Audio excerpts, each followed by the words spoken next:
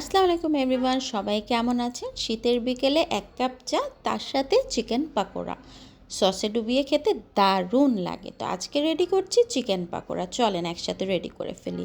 চিকেনটাকে একেবারে ছোট ছোট পিস করে নিয়েছি। দেখেন কতটুকু পিস, কিংবা চিকেন কিমাও নিতে পারেন আপনারা। এটার মধ্যে অ্যাড করে দিচ্ছি বেশ কিছু পেঁয়াজ, তার সাথে কাঁচামরিচ দিয়ে দিচ্ছি, ধনেপাতা দিয়ে দিচ্ছি, দিয়ে দেব 1 চা চামচ জিরার গুঁড়া, ধনার গুঁড়া, অল্প সামান্য পরিমাণে হাফ টি স্পুন বলতে পারেন গরম মশলা গুঁড়া, মরিচের গুঁড়া, সাথে দিচ্ছি লবণ, আর আদা রসুনের পেস্ট দিব হাফ টি স্পুন করে, আর দিয়ে দিচ্ছি কর্নফ্লাওয়ার, চালের গুঁড়া আর বেসন। সব কিছু খুব ভালো মতো মিশিয়ে নিতে হবে।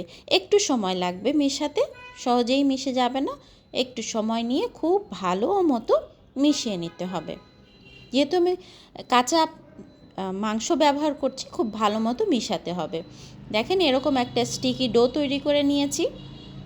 এখন আর কিছুই না, গরম তেলে ছোট ছোট বল করে জাস্ট ছেড়ে দিতে হবে। তেলটাকে খুব ভালো মতো গরম করে নিতে হবে। হ্যাঁ, গোল্ডেন ব্রাউন করে ভেজে নেব, কিন্তু ফ্লেমটা থাকবে লো ফ্লেম, খুব বেশি হাই ফ্লেম না, লো টু মিডিয়াম ফ্লেম হলেই হবে।